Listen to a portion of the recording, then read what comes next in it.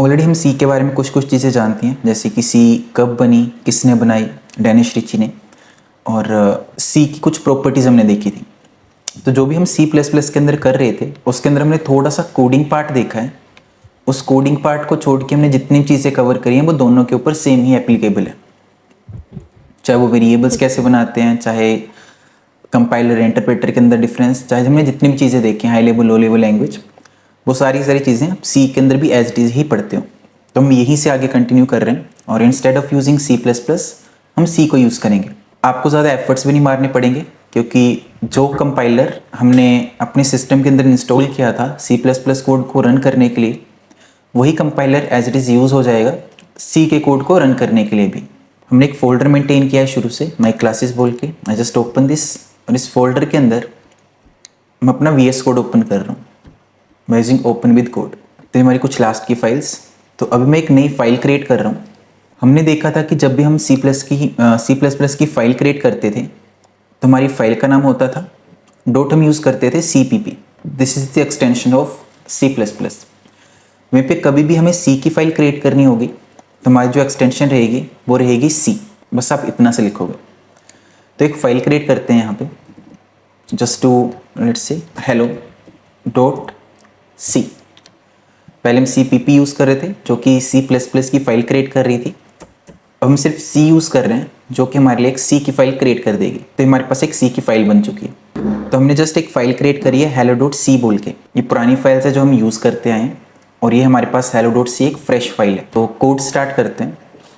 सब कुछ सेम रहेगा, हैश इंक्लूड, फिर टैग ब्रैकेट स्टार्ट, और पहले हम यूज़ करते थे, क्या यूज़ करते थे यहाँ पे हम IOStream, लेकिन अभी आपको इंक्लूड करना है stdio.h। मतलब अब हम इस लाइब्रेरी को इंक्लूड कर रहे हैं, मॉड्यूल को इंक्लूड कर रहे हैं, क्योंकि यही यूज़ होता है जब आप सी का कोड करते हो। और stdio.h की फिलहाल आपको फुल फॉर्म ही याद रखनी है, standard input output dot H.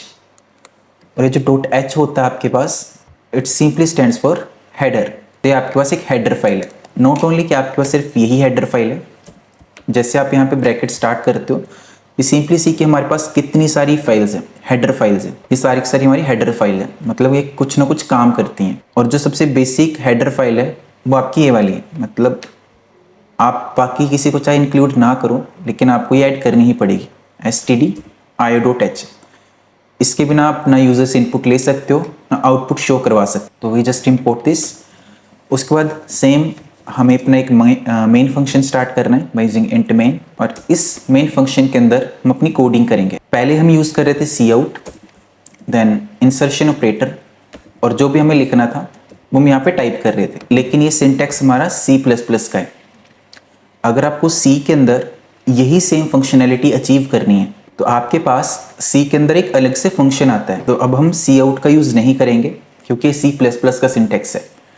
Same काम को परफॉर्म करने के लिए सी के अंदर हमारे पास एक फंक्शन आता है प्रिंट नाम से, तो हम इसकी हेल्प लेंगे। जब भी आप एक ये वाला वर्ड सुनोगे फंक्शन, ये वो वर्ड है जो कि आप बहुत ज़्यादा सुनते हो, जैसे क्लास, फंक्शन, कंडीशंस, ये सारी चीज़ें। तो फंक्शन दो तरह के होते हैं आपके पास। एक होते हैं हमारे पास यूज़र डिफाइंड फंक्शन, और एक होते हैं हमारे पास बिल्ट इन फंक्शन। तो ये हमारे पास दो तरह के फंक्शंस होते हैं। नाम से थोड़ा थोड़ा आइडिया लग रहा होगा कि बिल्ट इन फंक्शंस वो फंक्शन होते हैं जो कि ऑलरेडी सी लैंग्वेज ने हमारे लिए बना के रखे हुए हैं, जैसे कि प्रिंट। अब हमें कैसे पता चल रहा है कि प्रिंट एक फंक्शन है? तो जब भी आप इन फ्यूचर कोई भी वर्ड देखो, फॉर एग्जाम्पल आपने एक वर्ड देखा एक्स, लेकिन इस वर्ड के आगे ये दो ब्रैकेट्स लगी हैं, तो आप क्या बोल दोगे? एक्स एक फंक्शन है। फॉर एग्जाम्पल आगे चलकर आपने देखा हेलो, लेकिन इस वर्ड के आगे ये राउंड शेप ब्रैकेट्स लगी हैं, तो आप क्या बोल दोगे? हेलो एक फंक्शन है। इस तरह से कल को अगर आप देखोगे कार नाम से एक वर्ड, लेकिन उस वर्ड के आगे ये दो ब्रैकेट्स लगे हैं, तो आप बुलाओगे कि कार एक फंक्शन है। यह हर लैंग्वेज के अंदर एप्लीकेबल होता है, चाहे आप पाइथन पढ़ रहे हो चाहे कोई भी लैंग्वेज पढ़ रहे हो। आप कहीं पे भी देखोगे कि कोई वर्ड लिखा हुआ है, उस वर्ड के आगे ये दो राउंड शेप ब्रैकेट्स लगी हैं, स्टार्ट और क्लोज, तो आप बोलोगे वो एक चीज़ एक फंक्शन है। तो प्रिंट एक फंक्शन है, तो मतलब हम ये ब्रैकेट इंक्लूड करके रखेंगे साथ में। ये ब्रैकेट्स ही बताती हैं कि ये एक फंक्शन है। तो बिल्ट इन फंक्शन का मतलब होता है वो फंक्शंस जो कि पाइथन ने ऑलरेडी हमारे लिए बना के रखे हुए हैं, हमें बस उनका यूज़ करना है। जैसे कि प्रिंट हमारी हेल्प करता है किसी भी चीज़ को प्रिंट करने के लिए कंसोल के ऊपर। तो ये इसकी फंक्शनैलिटी है, हर फंक्शन की कोई ना कोई फंक्शनैलिटी होगी।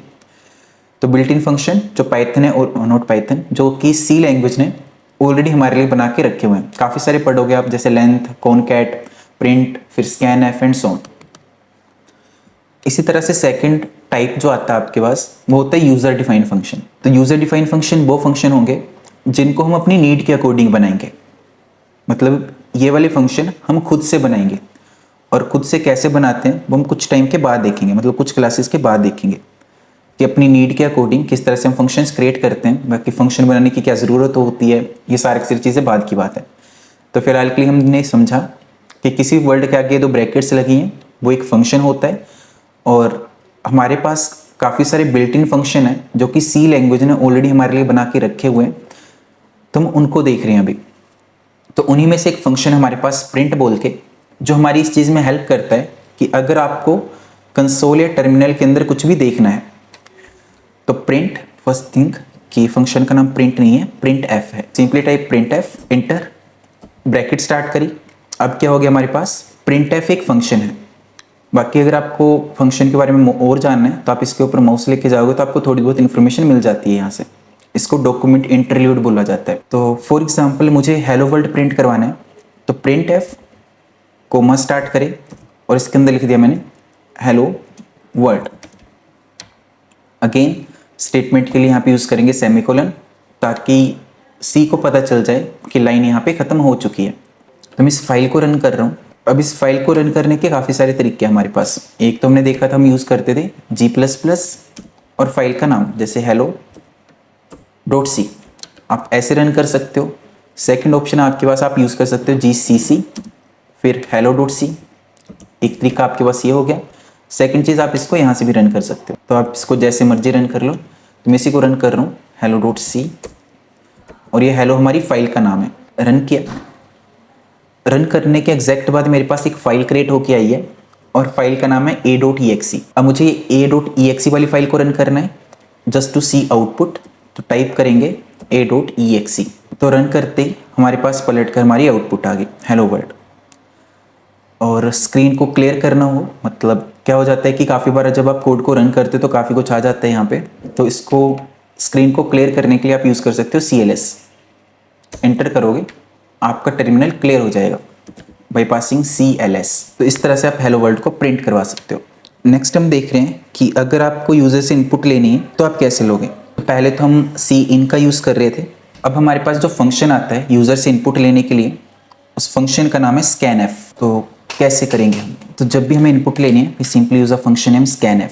तो ये है हमारा फंक्शन, ब्रैकेट्स लगाई। तो इसको स्टार्ट करने से पहले आपको एक चीज़ के बारे में थोड़ा सा आइडिया लेना पड़ेगा, वो ये है कि सी के अंदर जब भी आप डील करोगे, बाकी चीज़ें आपको धीरे धीरे समझ आएंगी।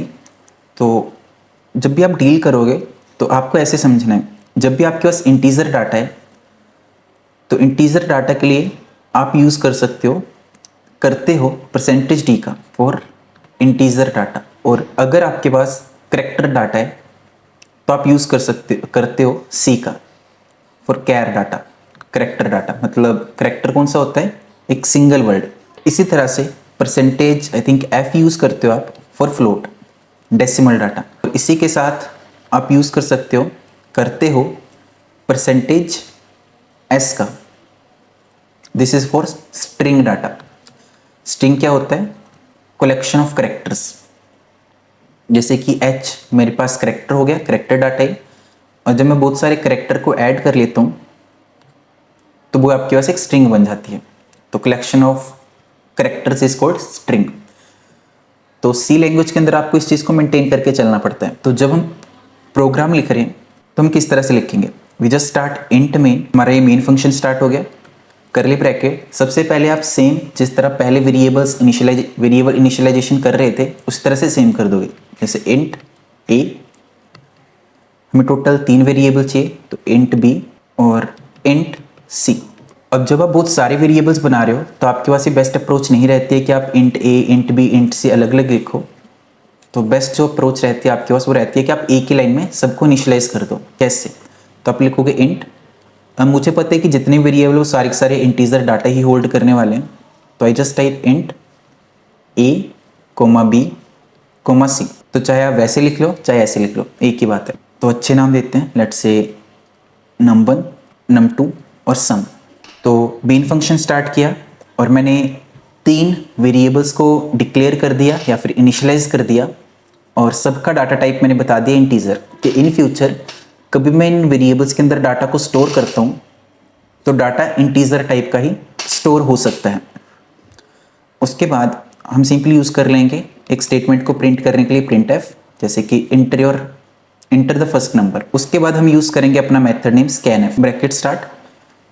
अब यहाँ पे भी आपको ये बताना पड़ेगा कि आप जो इनपुट ले रहे हो वो किस तरह की इनपुट है। अब हमें जो इनपुट लेनी है वो इंटीजर टाइप की इनपुट लेनी है, तो आपको क्या यूज़ करना पड़ेगा, %d।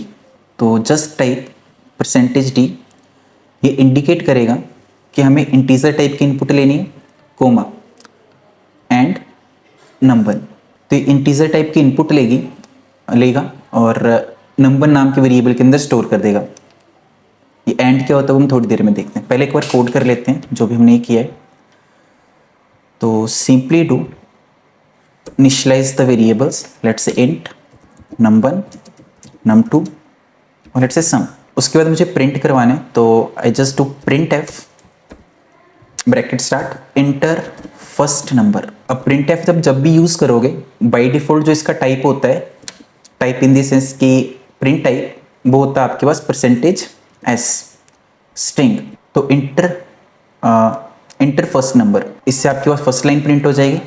जैसे ये लाइन प्रिंट हो जाती है एग्जैक्ट इसके बाद मुझे यूज़र से इनपुट लेनी है, और इनपुट लेने के लिए हम क्या करेंगे, scanf %d कोमा एंड किसके अंदर स्टोर करवाना डाटा, नंबर नाम के वेरिएबल के अंदर।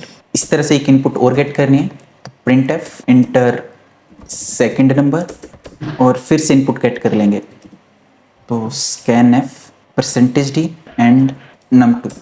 तो इतना सब करने के बाद मैं इन दोनों नंबर्स को आपस में ऐड करूँगा। तो हमने ऑलरेडी ऊपर एक वेरिएबल इनिशियलाइज करा है सम बोल के, जिसके अंदर मैं दोनों को ऐड कर दूंगा। तो sum is equal to num1 plus num2। तो दोनों वेरिएबल्स के अंदर जो भी डाटा आएगा वो ऐड हो जाएगा और उसको मुझे प्रिंट कर देना है। अगेन प्रिंट करने के लिए भी सिंपली यूज printf और सम इज, और यहाँ पे पास कर दूंगा मैं लेट्स से सम। तो एक बार इसको एग्जीक्यूट करके देखते हैं। वैसे तो हमारे पास एरर आएगा, एरर इसलिए आएगा क्योंकि हम यहाँ पर इंटीजर डाटा शो करना चाहते हैं। तो अगर इंटीजर डाटा शो करना है तो we simply do %d। Run करते हैं इसको एक बार।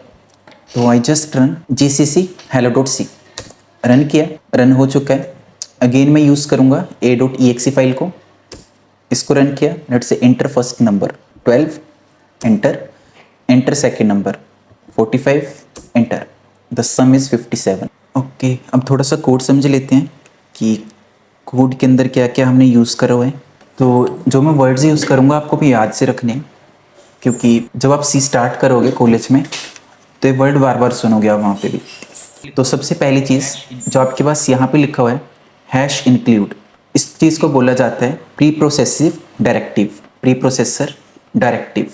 और उसके बाद यहाँ पे लिखा हुआ है stdio, it simply stand for standard input output. और .h हम ऑलरेडी डिस्कस कर चुके हैं, इट्स एन हेडर। तो सबसे पहले इस लाइन को लिखने का फ़ायदा क्या है, तो फ़ायदा ये है जो आपके पास यहाँ पे लिखा हुआ है #include, ये आपके पास प्री प्रोसेसर डायरेक्टिव है। ये सिंपली ये बताता है कंपाइलर को कि कोड को एग्जीक्यूट करने से पहले एक फाइल को इंक्लूड करवाना है। कौन सी फाइल को, स्टैंडर्ड इनपुट आउटपुट.h, इस हेडर फाइल को।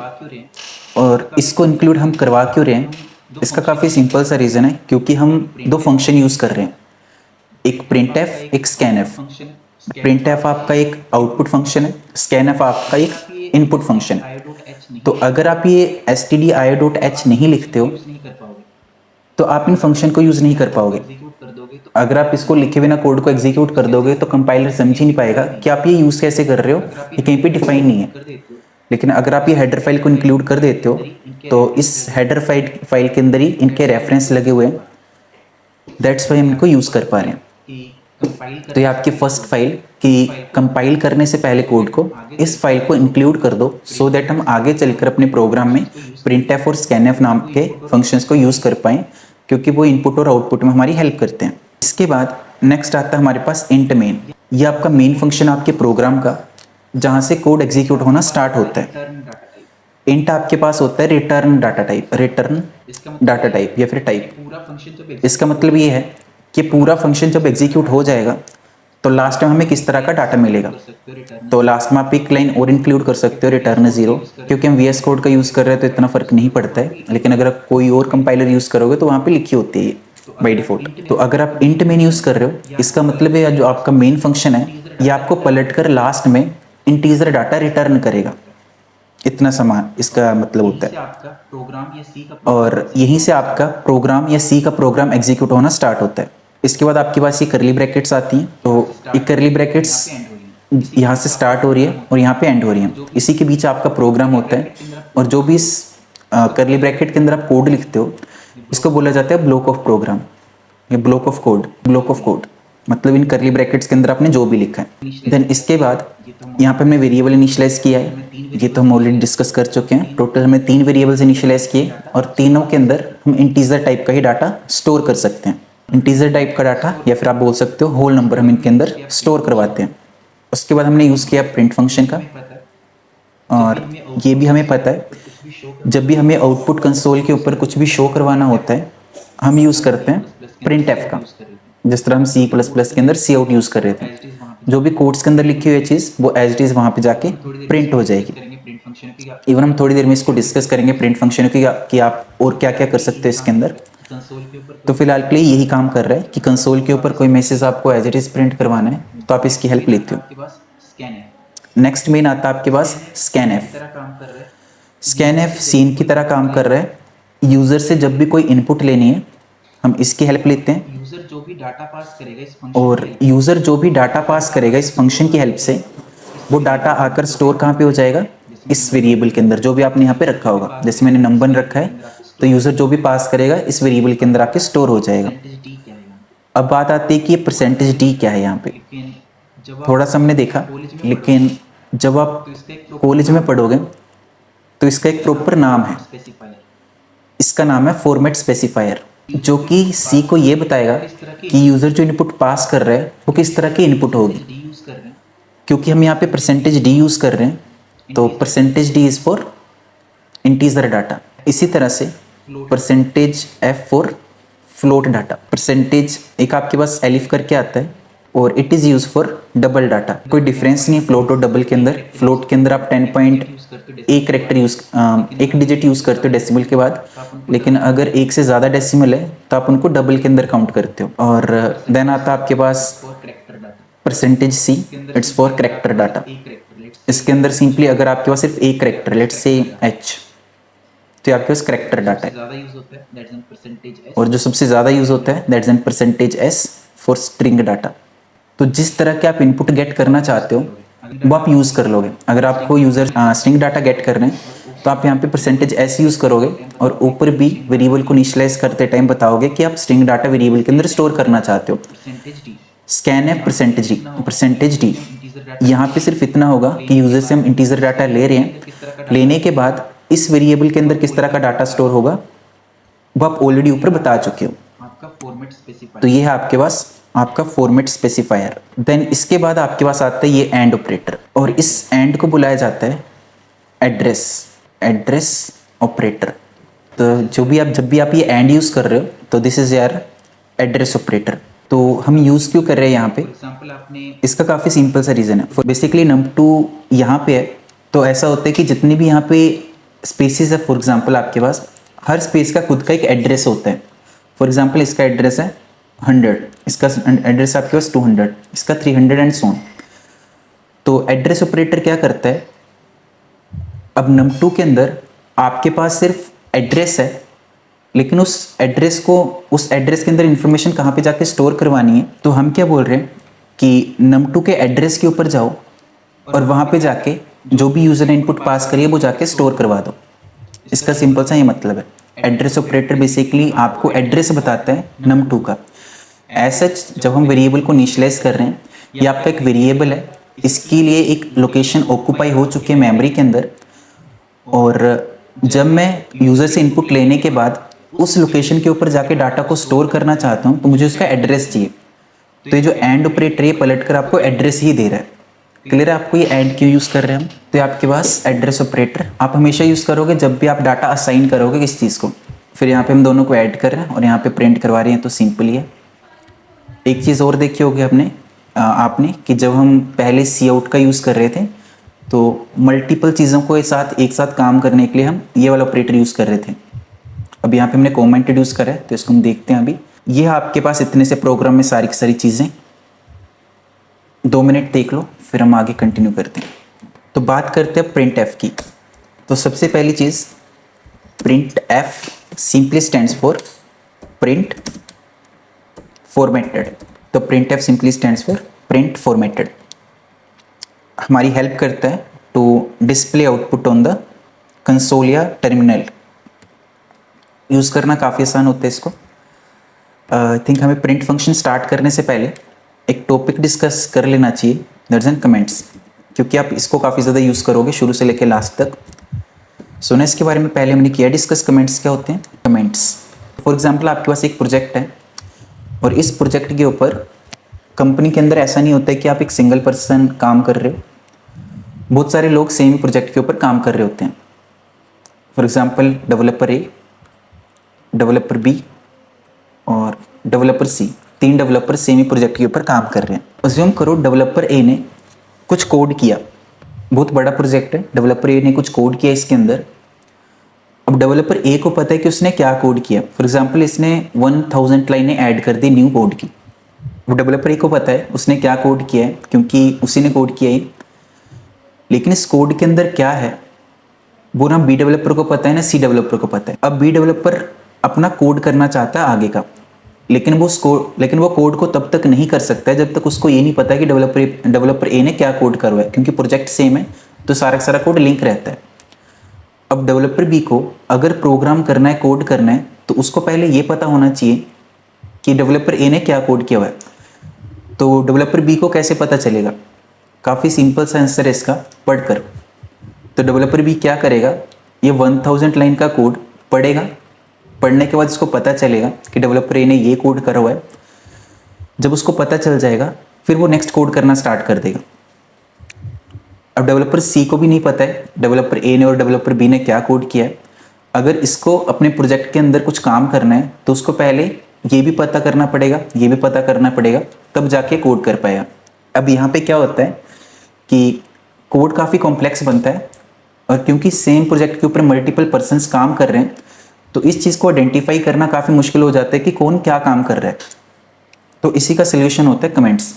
मतलब सोल्यूशन तो काफ़ी सारे होते हैं, comments is one of the beginner level solution. तो होता क्या है कि फॉर एग्जांपल डेवलपर ए ने यहाँ पे 1000 लाइन का कोड किया और ये कोड क्या करता है, 2 नंबर्स को ऐड करता है। तो कोड करने के बाद डेवलपर ए ने सिंपली यहाँ पे लिख दिया this code adding 2 numbers, adding 2 numbers. अब डेवलपर बी को कोड करना है, अब वो पूरा कोड पढ़ने के बजाय सिर्फ वाली लाइन पढ़ लेगा, सिर्फ ये वाली लाइन पढ़ लेगा कि ये जो कोड लिखा है 1000 लाइन का, ये 2 नंबर्स को ऐड करता है। तो इसके बाद ये नेक्स्ट कोड करना स्टार्ट कर सकता है। इस तरह से सेम जब सी डेवलपर काम करना आएगा वो भी सिर्फ एक लाइन पढ़ के समझ जाएगा कि ये कोड क्या काम कर रहा है। तो ये जो ऊपर में लाइन लिखी हुई है इसी को बोला जाता है कमेंट। क्लियर है कमेंट्स क्या होते हैं? तो कमेंट आपकी इसी चीज़ में हेल्प करते हैं to increase the code readability. तो कोड की रीडेबिलिटी को इंक्रीज करने के लिए हम कमेंट्स का यूज़ करते हैं कि कोड को रीड करना आसान हो जाए। अब हमारे पास सी लैंग्वेज के अंदर 2 तरह के कमेंट्स होते हैं। एक आता है आपके पास सिंगल लाइन कमेंट और एक आता है आपके पास मल्टी लाइन कमेंट। वैसे तो नाम से पता चल रहा है, सिंगल लाइन कमेंट मतलब जब भी आपको एक सिंगल लाइन को कमेंट करना होगा, मल्टी लाइन कमेंट जब भी आपको 5-10 लाइनों को एक साथ कमेंट करना होगा। तो यूज़ करना भी काफ़ी आसान है। जब भी आपको किसी भी लाइन को कमेंट करना है, आप सिंपली उसके आगे ये 2 फॉरवर्ड स्लैशेस लगा दोगे, वो लाइन आपकी कमेंट बन जाएगी। और जब भी आपको मल्टीपल लाइंस को कमेंट बनाना है, उस केस में आप यूज़ करते हो एक फॉरवर्ड स्लैश स्टार, फिर यहाँ पे कुछ भी लिख दो, फिर स्लैश स्टार फॉरवर्ड स्लैश, तो ये हो जाएगा आपका मल्टी लाइन कमेंट। अब कमेंट का जो सबसे बड़ा फीचर है वो ये है कि जब आप कोड को एग्जीक्यूट करते हो, फॉर एग्जांपल आपके प्रोग्राम के अंदर 100 लाइंस के प्रोग्राम है और आपने 50 लाइन के कमेंट ही बना रखे हैं, तो जब आपका कोड कंपाइल होगा तो आपका कंपाइलर जितने भी कमेंट्स होंगे उन सबको इग्नोर कर देगा। मतलब कमेंट्स नॉन एग्जीक्यूटेबल होते हैं, कमेंट्स कभी भी एग्जीक्यूट नहीं होते हैं, वो हमने अपने लिए बनाए होते हैं। तो जैसे यहाँ पे मैंने लिखा दिस कोड एडिंग 2 नंबर्स, मुझे इसको कमेंट बनाना है। मतलब अभी तो आपके पास ये एरर आ रहा है, अगर मैं इसको रन करने की कोशिश भी करूँगा तब भी मेरे पास एरर ही आएगा। जैसे यहाँ पे आ रहा है कि एरर एक्सपेक्टेड डिक्लेरेशन और statement at the end of input एवो, क्योंकि प्रोग्राम का पार्ट नहीं है। लेकिन अगर मैं इसके आगे ये स्लैशेस यूज़ कर दूँ, अब ये कमेंट बन चुका है, अगर अभी मैं कोड को रन करता हूँ तो मेरे पास कोई भी एरर नहीं आएगा। क्यों नहीं आएगा? क्योंकि कंपाइलर इस लाइन को इग्नोर कर देगा, क्योंकि ये कमेंट है। तो सिंगल लाइन के लिए आप इसका यूज़ करते हो। फॉर एग्जांपल आपने मल्टीपल लाइन लिखी हुई है तो आप इनको भी कमेंट कर सकते हो। इनको कमेंट करने के लिए आप यूज़ करोगे फॉरवर्ड स्लैश एक स्टार, और एक कमेंट ख़त्म कहाँ पे होगा? एक स्टार स्टार और फॉरवर्ड स्लैश। तो ये कमेंट यहाँ से स्टार्ट हो रहा है और यहाँ पे आके ख़त्म हो रहा है। तो आप जितने मर्जी कमेंट्स यहाँ पे डालते रहोगे। और बेस्ट प्रैक्टिस यही होती है कि आप कमेंट्स हमेशा यूज़ करो। जैसे कि जब आप कोड कर रहे हो, लेट्स से प्रिंट, सबसे पहले कमेंट डाल देते हैं adding this program adding 2 numbers. उसके बाद मैंने प्रिंट किया इंटर फर्स्ट नंबर, और यहाँ पे क्या कर रहा हूँ मैं, यूज़र को एज इट इज़ कुछ मैसेज प्रिंट करवा रहा हूँ। तो आप फिर से यहाँ पे कमेंट डाल सकते हो। मैंने यहीं पे डाल दिया सजेशन यूज़र के लिए, फिर यूज़ कर लिया स्कैनएफ ब्रैकेट स्टार्ट %d, क्योंकि हम इंटीजर इनपुट लेना चाहते हैं। और किसके अंदर स्टोर करवाएंगे? वेरिएबल तो हमने इनिशियलाइज नहीं करे। एक और कमेंट डाल देते हैं initialise variables ABC to and a. उसी तरह से लेट्स से यहाँ पे कमेंट डाल देते हैं। फिलहाल एरर आ रहा है क्योंकि हमने ऊपर स्टेटमेंट नहीं यूज़ करी। टेकिंग इनपुट फ्रॉम यूज़र, उसके बाद अगेन एक इनपुट और गेट कर लेंगे। Let's say make it copy paste enter second number, और जो भी आएगा उसको मैं स्टोर करवा लूँगा B के अंदर। एक कमेंट और डाल लेंगे, let's say adding the numbers, और यहाँ पे मैं कर रहा हूँ C is equal to A+B, और let's say showing the input, showing the output not input.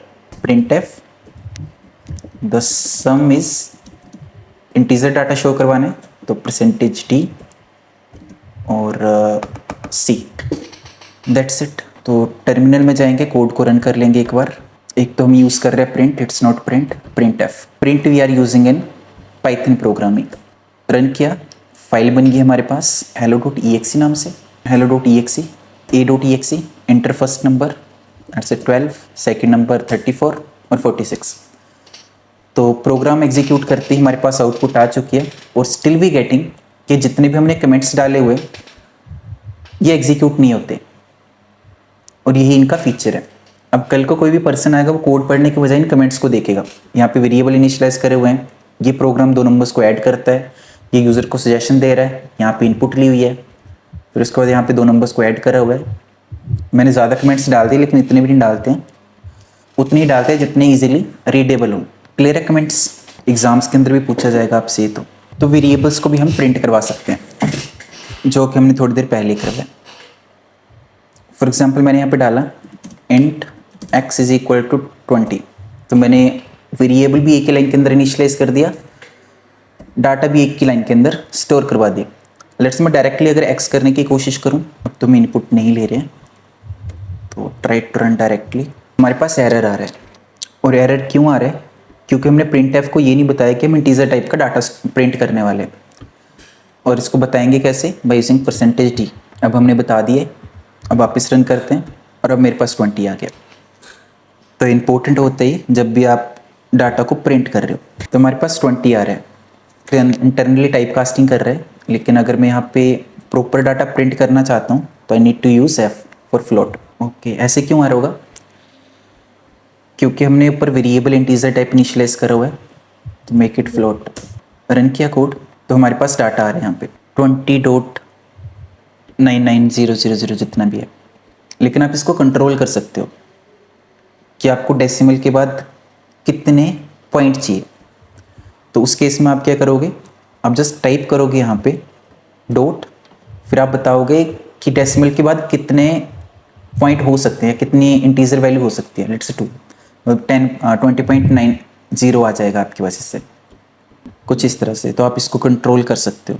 इसी तरह से अगर आपको एक सिंगल करेक्टर प्रिंट करवाना है तो आप कैर का यूज़ करोगे। मतलब वेरिएबल कैसे क्रिएट करते हैं करेक्टर, काफ़ी ईजी है। आपको यूज़ करना है कैर और यहाँ पे करेक्टर लिख देना है कोई भी, लेट्स से बाई।